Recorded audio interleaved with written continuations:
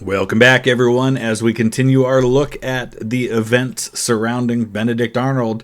And now we're going to be taking a look at the two episodes today from Extra History about Benedict Arnold, from hero to traitor. And I mean, there's no greater traitor that we think of in the United States than Benedict Arnold. There have been others, but he's the one that comes to everyone's mind. That's why we use that term to refer to traitors. And so it'll be interesting to take a look at their view on these events. Many people are familiar with the story of Benedict Arnold because of the fantastic TV show Turn Washington Spies, in which his betrayal is portrayed. And we follow his story, but also the story of John Andre, who is the Adjutant General of the British Army in North America, who was kind of the go-between and set all of this up and ended up paying for it with his life. So I'm sure we'll talk about that. I'll put the link down in the description so you can check out Extra History, all of their fantastic content without my commentary. Let's go ahead and dive into this one. Benedict Arnold has been exposing himself to fire all day, leading the Continental Army in an aggressive attack on British positions. Victory is in sight. But suddenly, a musket ball shatters his leg, then drives deep into his horse's chest. His mount rears in panic and falls directly onto Arnold. Now, in another world, the horse might have rolled over on him, splintering Arnold's ribs and crushing him to death. In that timeline, perhaps he's become one of America's greatest heroes. Towns across the country bear his name. Generations of children graduate from Benedict Arnold Elementary School. That is 100% true. That's exactly what would have happened. Think about how many times in history someone dies at their moment of greatest triumph or their greatest popularity, and they're forever remembered romantically as this great hero. John F. Kennedy, Stonewall Jackson, people like that. If that's what had happened, that's absolutely what would have happened. Because look at all over the country, we have named things for Montgomery and for Hugh Mercer, who died in the Revolutionary War. For these great men, we have Greene County everywhere, or Greenville in places because they're named after Nathaniel Greene. Arnold would have been one of those heroes that we remember as one of our foundational heroes. Soldiers will train for the World Wars at Camp Arnold, and during the Cold War, a ballistic missile submarine christened for him would patrol the deep. But in our timeline, the horse just crushes his leg, the same one wounded at Quebec. A timeline where Benedict Arnold's name will receive only one commemoration. It's listed in American dictionaries as a synonym for traitor. Yep.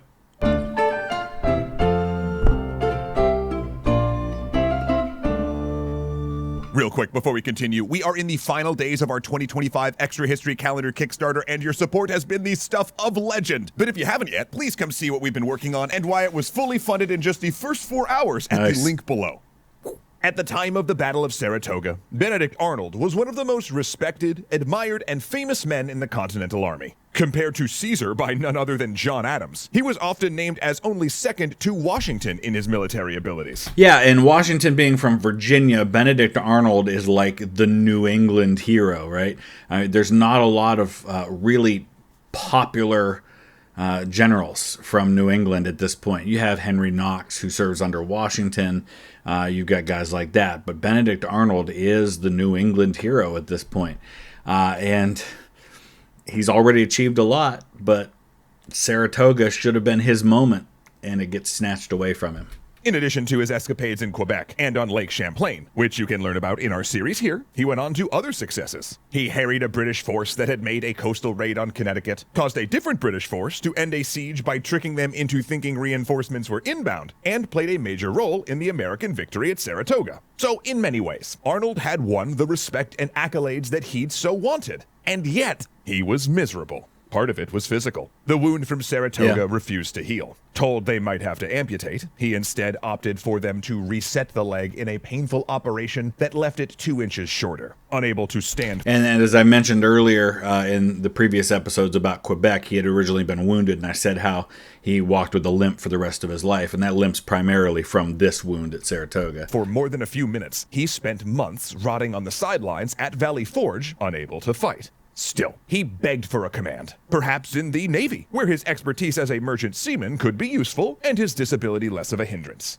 All he got from Congress, however, was a restoration of his rank of Major General. It was a promotion he'd received long before, but congressional wrangling had held up its ratification. And instead of seeing it as a reward, Arnold interpreted it as pity. In fact, Arnold, who was likely traumatized from heavy combat, was depressed and increasingly disillusioned. His quarrelsome and aggressive streak, a quality that had made him a great soldier, had also damaged his career. Arnold rubbed people the wrong way, and frequently made comrades into enemies. In addition to his conflicts with Ethan Allen during the actions on Lake Champlain, see episode 1 of our Invasion of Canada series for that, he also feuded with another officer named John Brown on the Quebec expedition, accusing Brown of pillaging British officers' baggage and mismanaging occupied Montreal. As a result, Brown had hit back in a newspaper with his own financial accusations, sparking a bitter feud. And this is going to stick with Benedict Arnold when he becomes the military governor of Philadelphia, and there's going to be accusations about him financially gaining from that are probably true,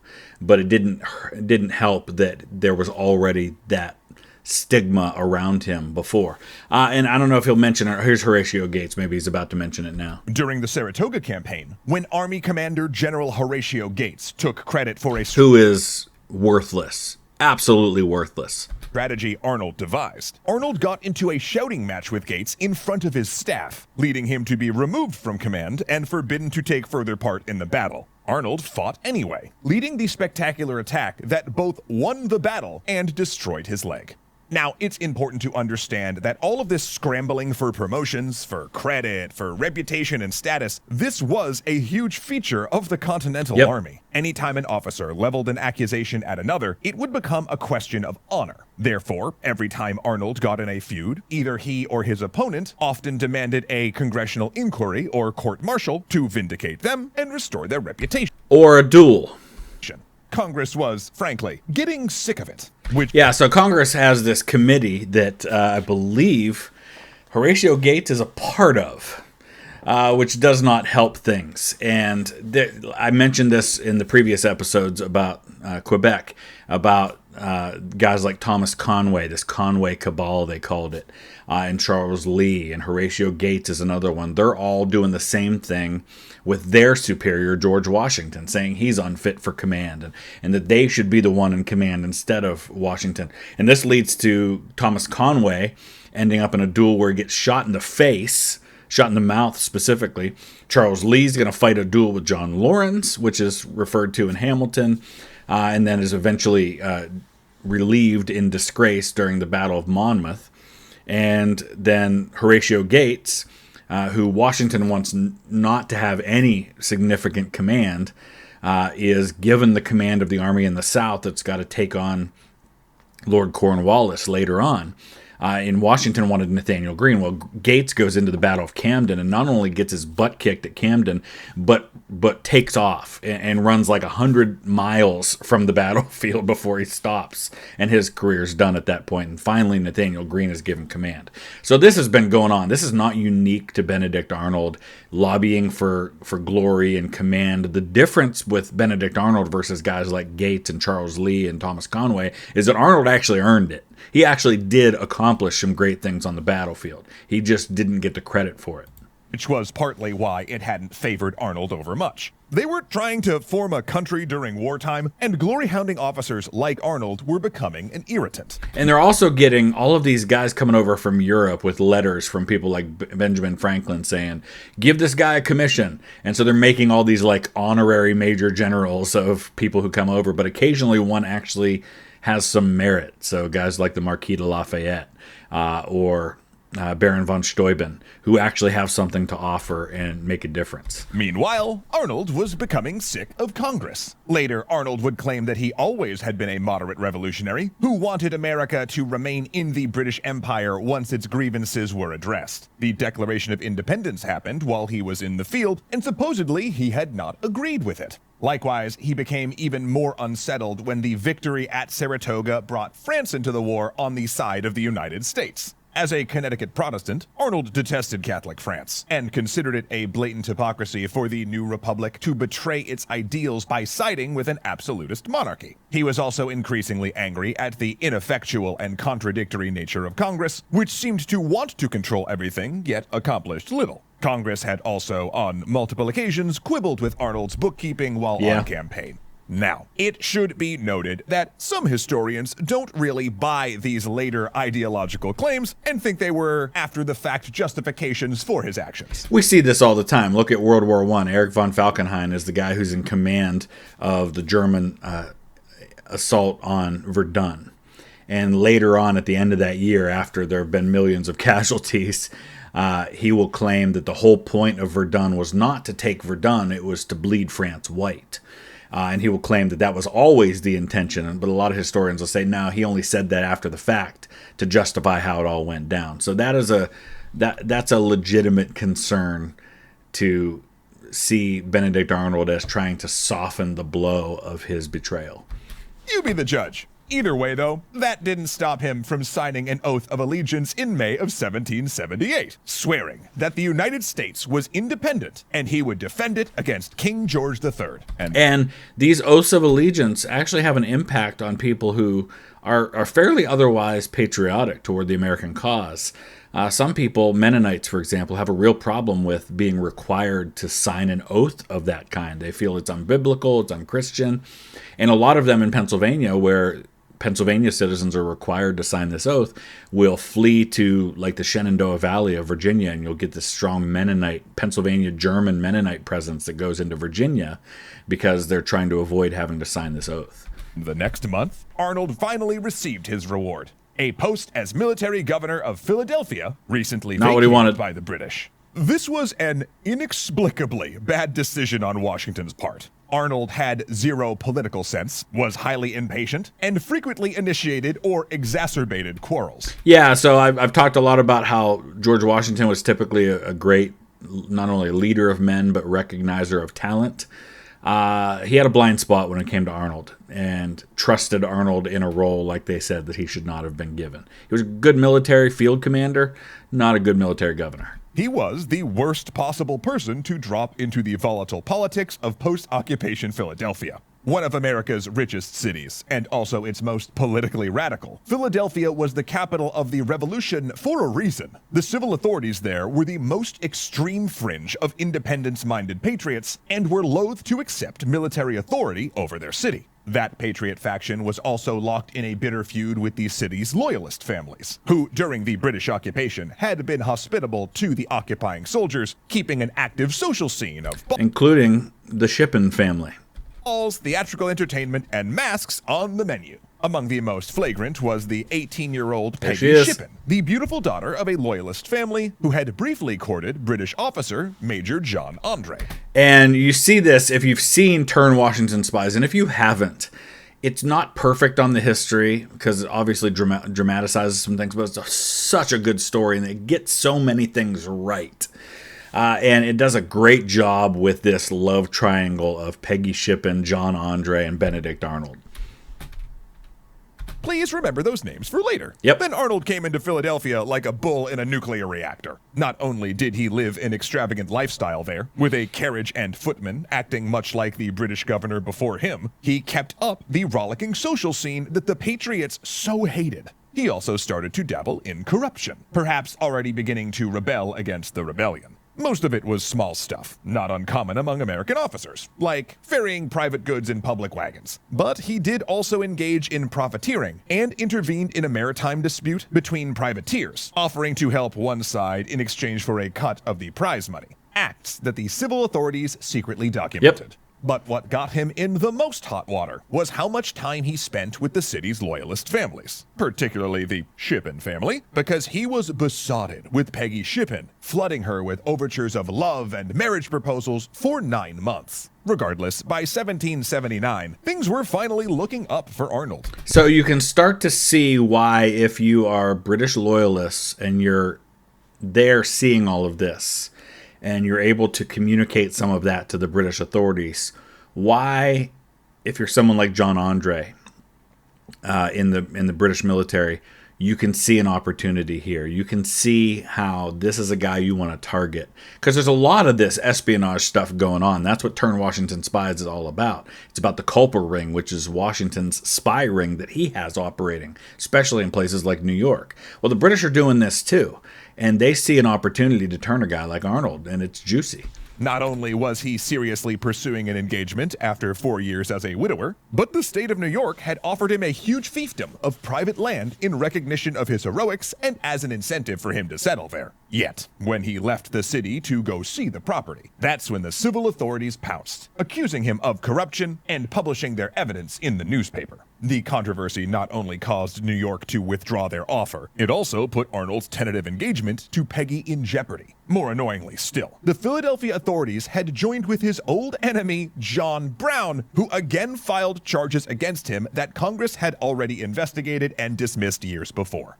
Arnold begged Washington for a court-martial to exonerate him, but the trial kept being delayed due to the military situation. This left Arnold in mental turmoil, the only relief coming in April of 1779, when he and Peggy finally wed. And remember, the backstory to all of this is that already leading up to this, Arnold's been severely wounded twice. He's now got a limp, a permanent disability. He has been overlooked in times where he has accomplished great things for the American cause, and it's just a slow build of resentment that's happening. Some of it by his own making, some of it not. Yet barely a month later, a despondent Arnold was once again begging Washington to clear his name. Arnold had given everything: his health, his leg, his neglected business in Connecticut. His first wife had died with him absent, for God's sake. "Having sacrificed every form of blood and fortune and become a cripple in the service of my country," he wrote, "I have little expected to meet the ungrateful returns to which I have received from my countrymen. But as Congress have stamped ingratitude as the current coin, I must take it." Washington did not reply promptly, and within days, Arnold was looking at another option. And he kind of got a little bit of a reprimand from Washington, too. Instead of getting exonerated by Washington kind of slapped him on the wrist.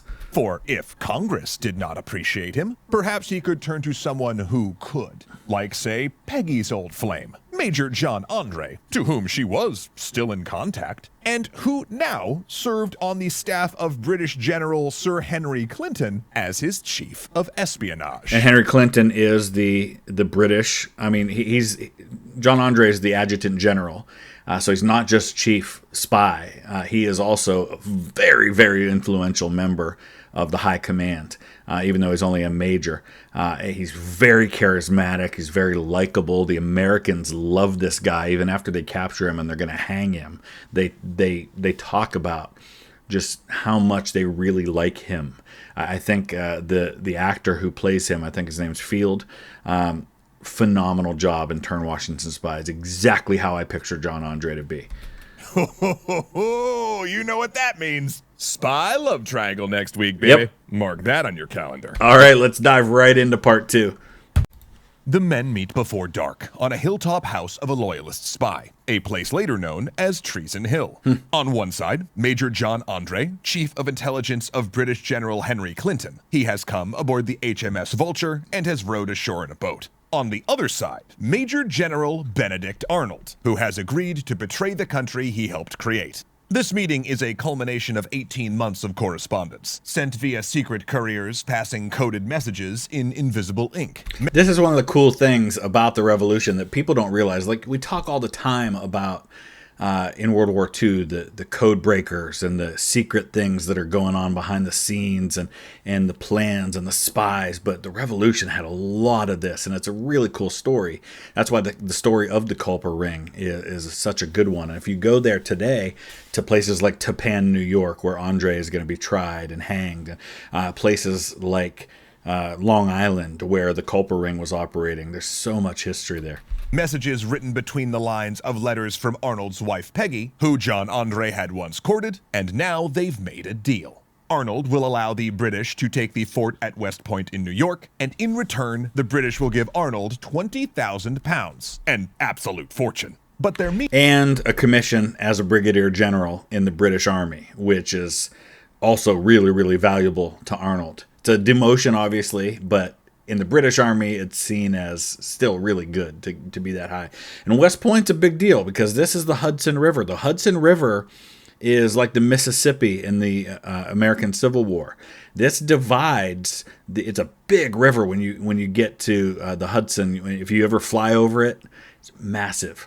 and it divides New England from the rest of the colonies. And West Point is in a key point on the Hudson River, where they've got defenses on both sides, and they've even got a chain going across to prevent British ships from going up. And Arnold has been given command of this fort. He wanted a field command, but because of his injury, they're giving him garrison duty, and he's kind of weakening West Point, and he's going to hand it over to the British, which is going to really hamper the efforts of the Americans. Meeting is interrupted, and when they come down the hill, they find that the Vulture is gone, retreating after being discovered and fired upon, stranding Andre behind enemy lines with evidence of Arnold's treason. And Andre's not wearing a British military uniform, which is a key to all of this. Thanks so much to Henson Shaving for helping me get out of hairy situations. In January of 1780, Benedict Arnold went on trial. But not for treason. Nope, this was the court-martial he'd long sought. Confident he'd be cleared of all of the charges leveled by old enemies and the civil authorities of Philadelphia. That he was corrupt, that he abused power, and favored loyalists. He conducted his own defense, of course, laced with righteous indignation, tirades against his persecutors, and calls to remember his heroic deeds. It was possibly the greatest display of hypocrisy in American history, and that is saying something in the year 2024. I digress, because for 8 months, Arnold had been corresponding with the British to betray his country. Now, in fairness, was not a fan of their little foray there, and I just ignored it into modern politics. I think that was kind of unnecessary. He hadn't really given the British anything yet. See, for months, he'd been embroiled in negotiations with John Andre about compensation, because he knew that defecting might land him as an exile in Britain with all of his property lost. He wanted £10,000, and to be indemnified against the loss of his property if he needed to bug out. And John Andre was not sure about that. In fact, Andre wasn't sure Arnold had much value at all. Yeah. The intelligence Arnold sent him was outdated and vague, containing information on troop strengths and supply depots the British already knew. See, Arnold wasn't anywhere near Washington's inner circle or privy to his war plans. Plus, correspondence had just dropped off before Arnold's trial, as Andre went to besiege Charleston, and a wave of spy paranoia gripped Philadelphia, making Arnold and Peggy lay low. Yet, with his bluster, Arnold convinced the court to find him innocent of all but 2 minor charges, getting off with a formal published rebuke by Washington that he considered Arnold's actions, quote,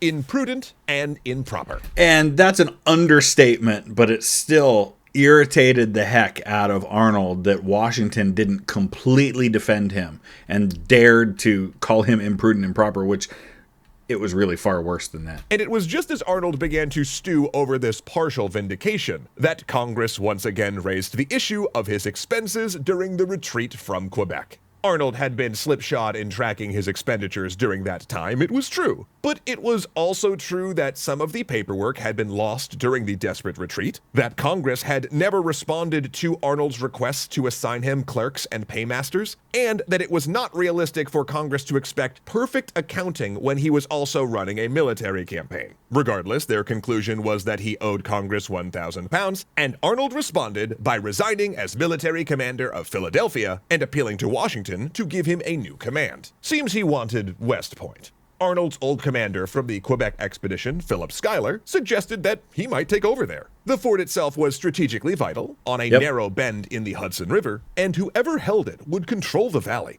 Really the perfect command for a military hero with a leg wound that limited his mobility. If you go to West Point, and I highly recommend if you ever get the chance to go, that is where our U.S. Military Academy is to this day, and if you go there and go on campus, you do have to fill out an FBI background check, which you can do when you go. You show up, you go down into this office, you fill it out, it takes 20 minutes, and then you're allowed on campus. And that's where the military cemetery is, which some of the most famous members of the U.S. military of all time were buried there. I did a video there a long time ago, even before I had this channel.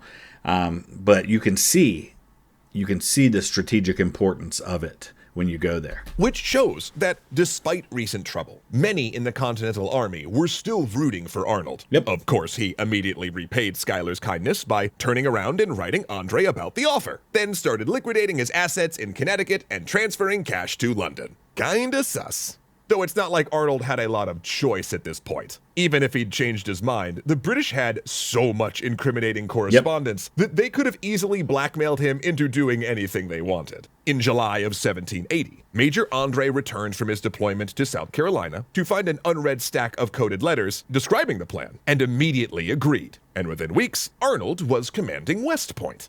There, he began systematically sabotaging the defenses, refusing to carry out repairs, and transferring the garrison to other areas. And sending the most important weapons, the guns, things like that, to other places.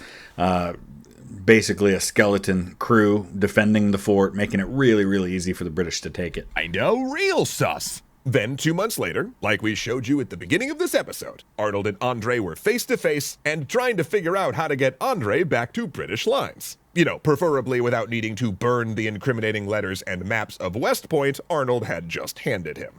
No problem, Arnold said. I'm a general. I can write passes. All you gotta do is dress in civilian clothes, take this pass here saying you're doing important army work, and you'll get back to the British lines no problem.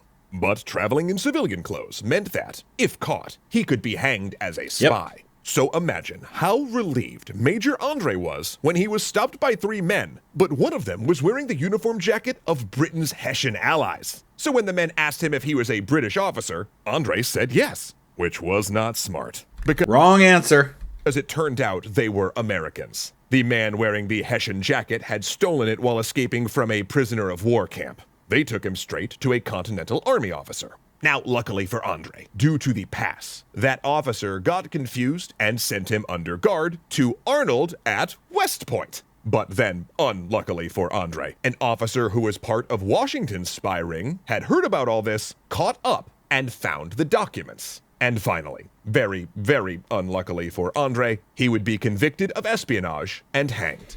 And the 3 men who captured him, these 3 men who first stopped him, all have counties in Ohio named after them. I think Paulding is one of them. Williams is another one. These guys were kind of shady themselves, and they were probably looking for what they could rob him of when I think they found the plans that he got from Arnold in his boot. And that was kind of what set Arnold up. But Arnold was hanged at Tappan, New York. He was originally buried there. And then there was a monument that was placed there when his body, his remains were sent back to England, where he's buried in Westminster Abbey today. His grave in Westminster Abbey, his tomb, is actually in the one little tiny part of Westminster Abbey that you can't normally go into, because the way they have everything set up for people to walk through, they had to close off one little maybe 50-foot stretch of it, and that's where he's at. But when I was there last year, I asked, and they let me right in, and I was able to go right over to his tomb. So if you go there, they'll let you see it. But the monument was left there after his body was sent back, I think, I want to say in the 1830s or 1840s, and the monument was left there, and a couple generations later, like in the 1880s, some people in Tappan, New York, tried to blow it up. Tried to blow up this monument to Arnold to Andre, because he was British, and it was, they thought, inappropriate to be honoring America's enemy there. When Washington arrived at West Point that morning, scheduled to meet with Arnold for his first inspection The irony. fort, he immediately became annoyed. Arnold didn't greet him, as protocol demanded, and the state of the fort was deplorable. Arnold hadn't even fixed the rusty chain closing off the river. Arnold's officers didn't know where he was either, telling him that he'd gotten a letter at breakfast, left, and never came back. But left his wife at the house where Washington was. Which was when Washington realized that, Benedict Arnold was really kinda sus. Within hours, Washington learned more than he would have preferred to know. The incriminating documents arrived shortly after, and it was clear that Arnold had defected, running to the HMS Vulture and sailing for New York. Confirmation came within days when Arnold wrote a letter explaining his actions, saying he'd lost faith in the revolution, and that British victory was the best way to end the conflict. He then politely requested that Washington convey Peggy to Philadelphia and then to New York, which he did. And Peggy was in on all of this, and when it first all went down, she is in this house with Washington, and her husband has taken off, and she's like in hysterics, acting like she just herself felt so betrayed by what her husband had done, but she was in on it the whole time. Now, had Arnold's treason stopped there, he might have just been infamous rather than hated. Yet after defecting, Arnold entered the British Army as commander of its loyalist American Legion. And so think about this. If you're Sir Henry Clinton, you're the commander-in-chief of British forces in North America. Your adjutant general, your spy chief, one of the most important members of your staff, is now in American hands. Benedict Arnold is with you.